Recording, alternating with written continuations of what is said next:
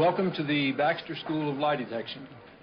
I'm Cleve Baxter, and during the next 6 weeks here in San Diego, you're going to be involved in a very intensified instructional course in the use of the polygraph, or so-called lie detector. In the course of a career dedicated to investigation for federal and municipal law enforcement agencies, Cleve Baxter has earned a reputation as the world's foremost authority on the polygraph. Well, as of February 2nd, 1966, I'd been in the polygraph field full-time for 18 years. And this particular morning, I'd been working all night in the laboratory and had decided to water a plant in the lab, very similar to the plant here, Dracaena cane plant. My thought was that as the moisture arrived to the leaf of the plant, the plant should be a better conductor, and I should get a reading on the chart. Well, strangely enough, I didn't get this at all, and in fact, it did just the opposite. Instead of the tracing edging upward as it should have on the chart, it went into sort of a wild excitation, very similar to the first part of a human taking a polygraph test. But then it occurred to me, just about 14 minutes along, what would be the real optimum threat to the well-being of a plant. In fact, the imagery of fire entered my mind, and I not only thought, but I fully intended to burn the very leaf that was being tested with a match. Now, I had no matches in the room at the time, and I don't smoke, and I had to go next door to my secretary's area to get a match. But the interesting thing is that right at the split second that imagery of fire entered my mind, the tracing reflecting the changes in the plant just went right off the top of the page. And the only thing that occurred at that time, no lighting of a match, nothing else, merely the imagery of fire. And I must say that as of 14 minutes along in that initial observation on the morning of February 2nd, 1966, my life just hasn't been the same. Responding to the initial experience, when a plant apparently read his mind, Baxter works nights on his own in his small laboratory. His goal is to perfect an experiment that will satisfy the rigid criteria of the scientific establishment.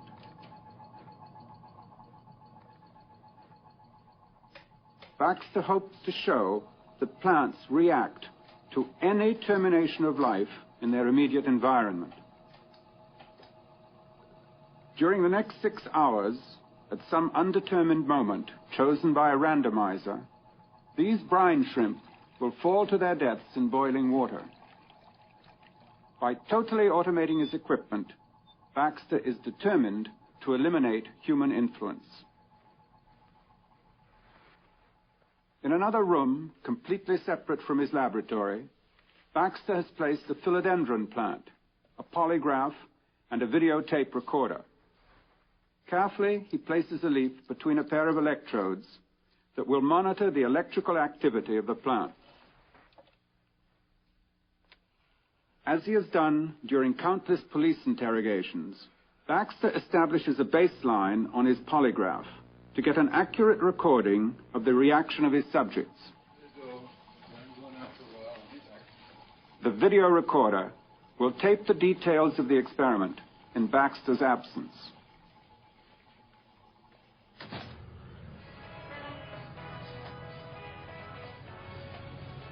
For the automation of this experiment to be successful, I have to get a certain distance away from my lab so that my consciousness won't affect the results.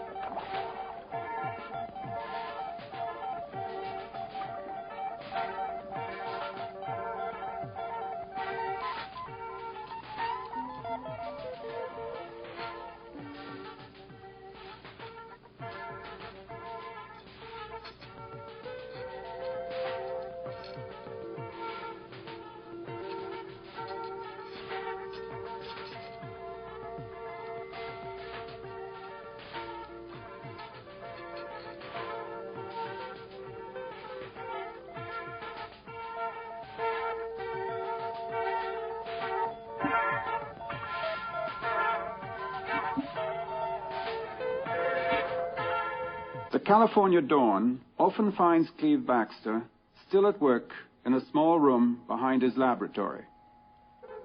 The results of each night's work must be carefully analyzed and recorded. In spite of his high percentage of successful results, only a few daring individuals from the scientific establishment have come forward with offers to replicate his experiments or test his results. The great majority are content simply to condemn his efforts without taking the trouble to investigate their validity. A few brine shrimp die and a plant feels their death. I think it's the smallness of the event that makes it so significant. It means that even on the lower levels of life, there's a profound consciousness or an awareness that binds all things together. Research conducted in the Soviet Union leads scientists to believe that plants may think. Attached to delicate electronic instruments, a cabbage plant registers annoyance to the exhaling of tobacco smoke on its leaf surfaces. A scene familiar in any kitchen takes on special importance in this experiment. Володя, переключи задание по всем параметрам. Тамара, бери препарат. Все готовы? Начинай. In some mysterious way, the plant which is attached to the instrument is able to feel the mutilation of its comrade.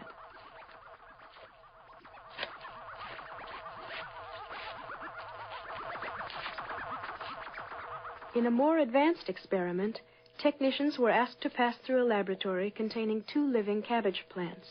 One of the subjects has been instructed to destroy the plant which is not attached to the electronic instruments.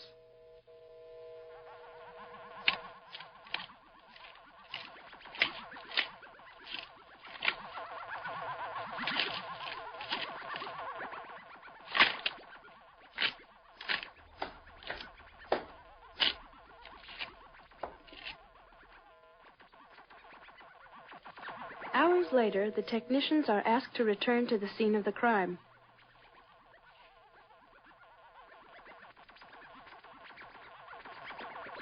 The evidence is clear. The remaining plant has correctly identified the assailant. Ты должна быть сердитой.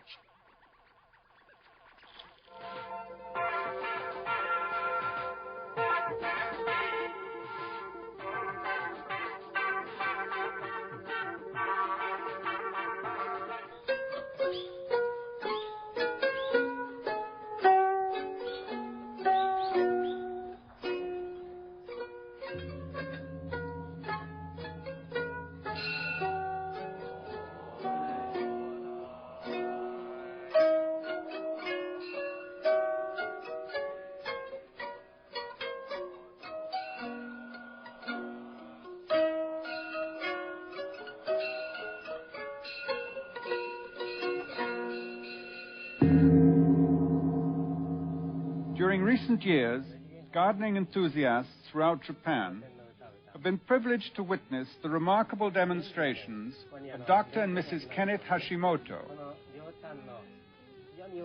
Dr. Hashimoto, Managing Director and Chief of Research for the Fuji Electronic Industries, has constructed special instruments which translate the electrical output of plants into modulated sounds, giving voice to a cactus.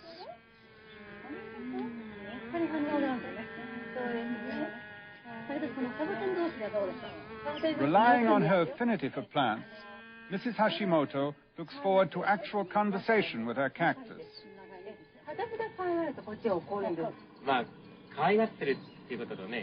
Convinced that it possesses an intelligence, she is determined to teach it the Japanese alphabet.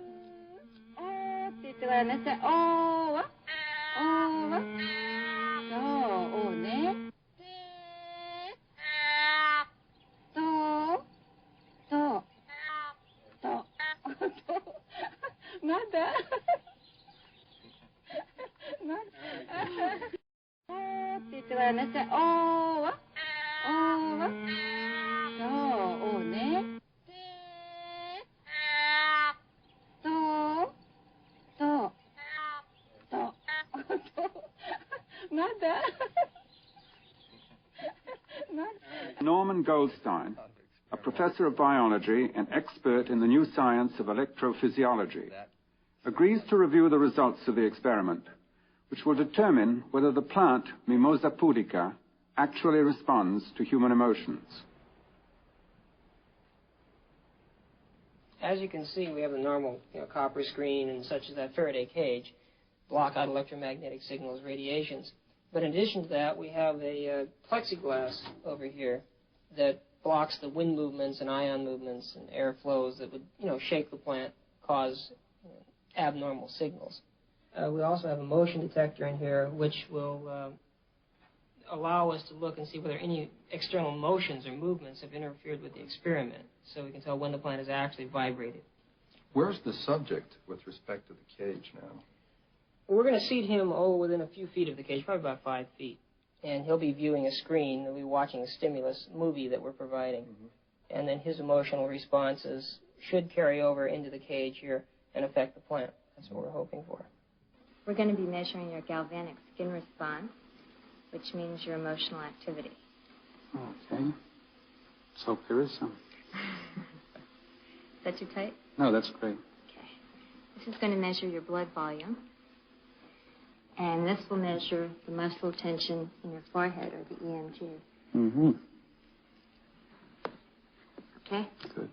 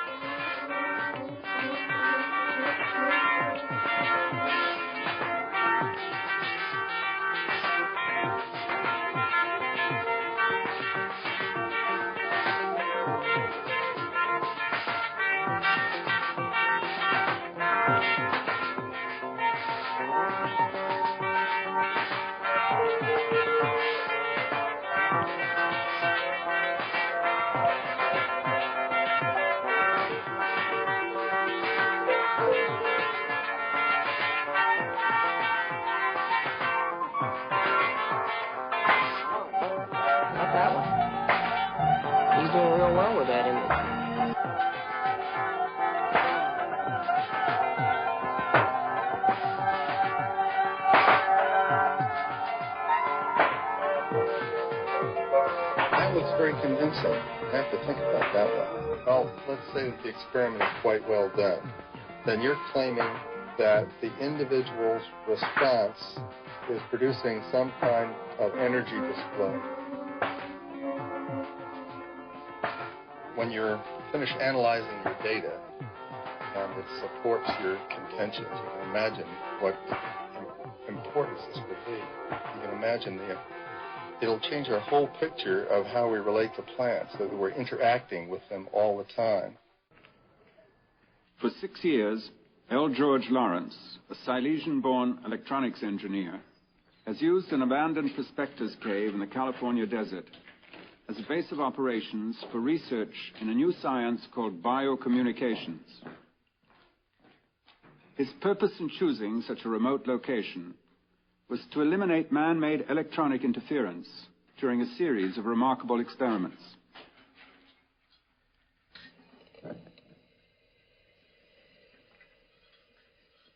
I started my work on plants in 1962 while I was an engineer in the aerospace industry.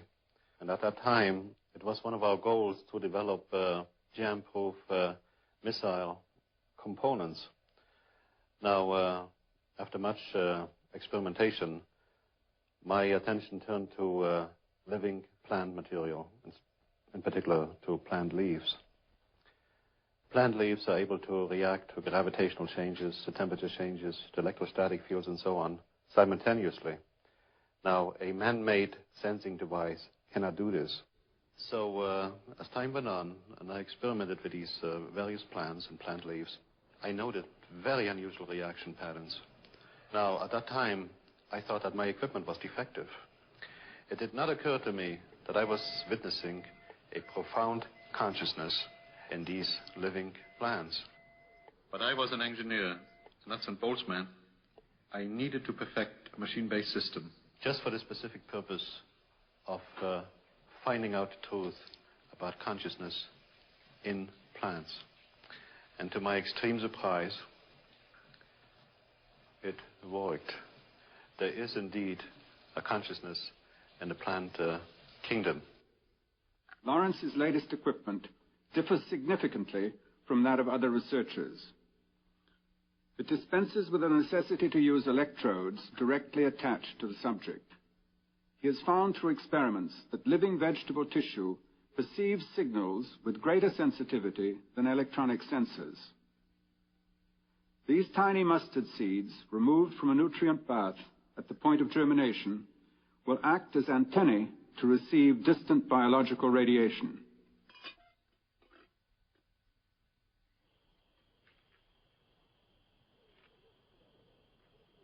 Emerging into the desert night, Lawrence prepares his equipment.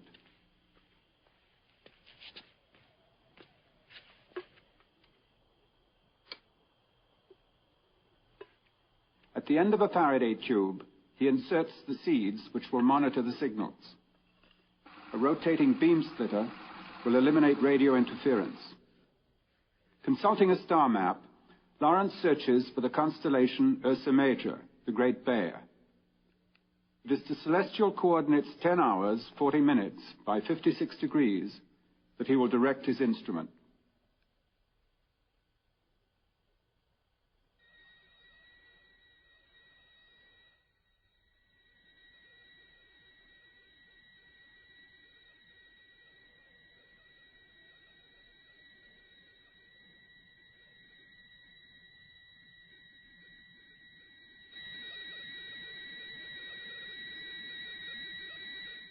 Lawrence scans the heavens, waiting for the seeds to receive a distant signal.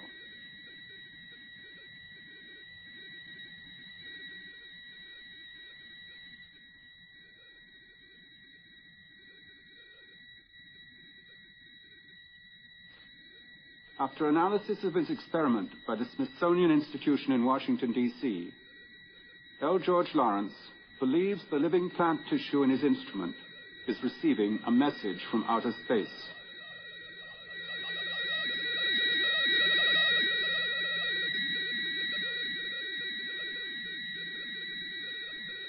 Plants communicate with each other. It would also appear, in our case, that we have actually eavesdropped on a communication that has gone on for millions and millions of years. And by some freak accident, by simply allowing a sensing instrument to remain pointed at the sky, we were able to intercept what seems to be a universal truth.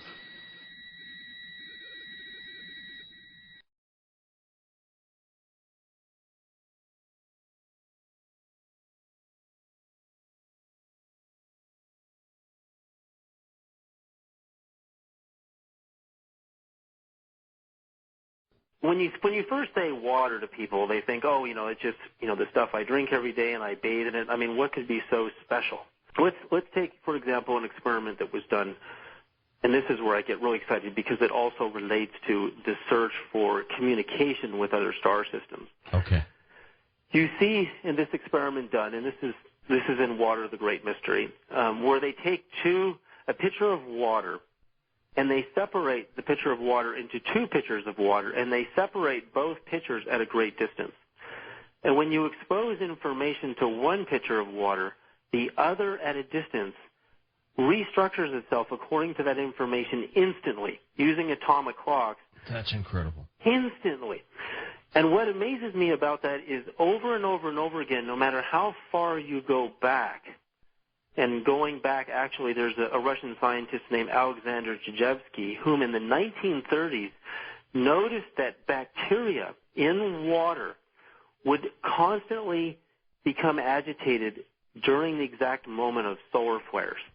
And he noticed this over and over and over again. Whenever there was a solar flare, the activation of the bacteria going crazy happened before the solar radiation hit the Earth. In fact, it takes 8.3 minutes for sun solar radiation to travel from the sun's 93 million miles from Earth to get here. Right. So the bacteria knew it instantly. Why? Why did the bacteria in the water know? Well, the interesting thing is our sun is 93% hydrogen, and there's oxygen in the sun. And that means that these two bodies of water at a distance are actually talking to each other instantaneously. And the bacteria in the water gets activated because the water is receiving this information. Now, when we consider the vast distances, for example, the distance between our Milky Way galaxy and the Andromeda galaxy, which is 2.2 million light years away, if you were communicating using radio waves with Andromeda, if we could, it would take over 2.2 million years to get there. But yet, the hydrogen in the stars in the Andromeda galaxy and the hydrogen in our stars and the spiraling arms of the Milky Way galaxy and the water in our own bodies can communicate instantaneously over these. See, you're onto something, David. You see, there's something going on here.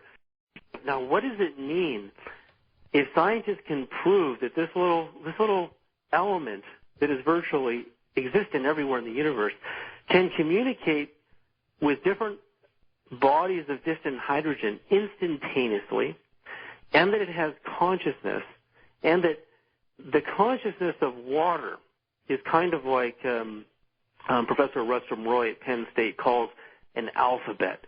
You can give it new words and new sentences, and therefore it structures itself differently according to the information you give it. And now when you kind of add all the pieces together, and you realize that no super-intelligent civilization would be broadcasting anything in the radio spectrum because it travels at the speed of light and it's much too slow.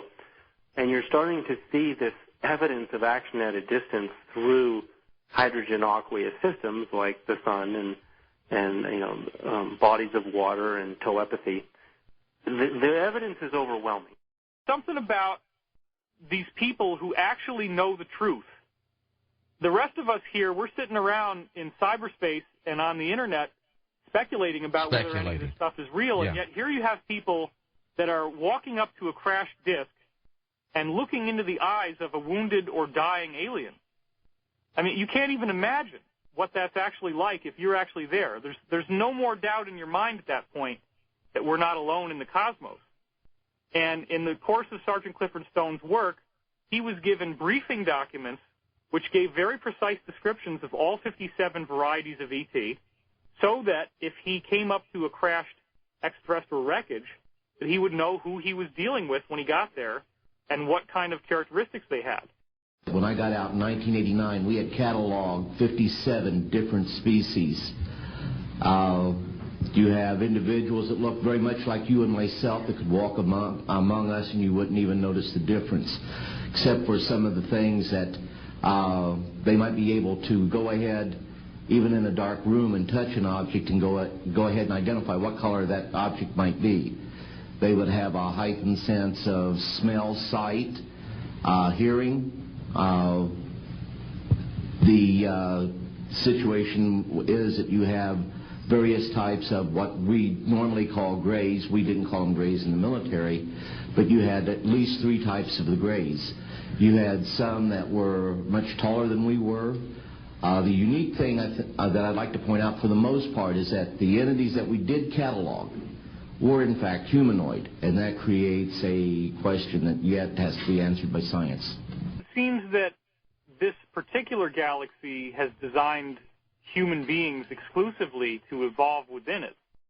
And to get back to your original question, yes, most of these people have essentially a very similar set of beliefs.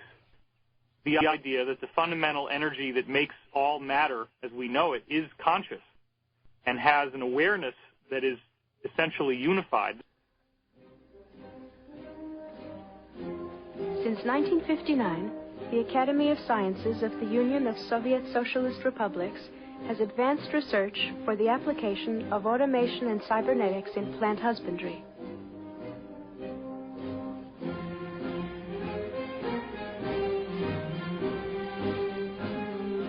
Connected to electronic instrumentation, these plants express their wishes directly, without the need of human guidance.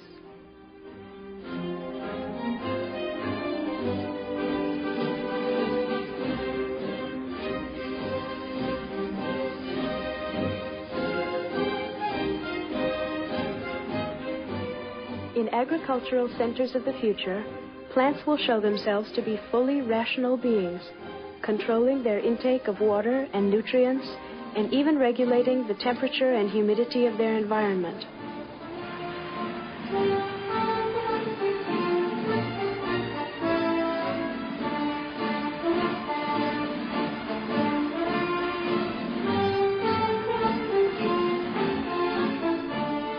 We're just beginning to understand the language of plants. It is a difficult and fascinating road wherein a multitude of surprises awaits us.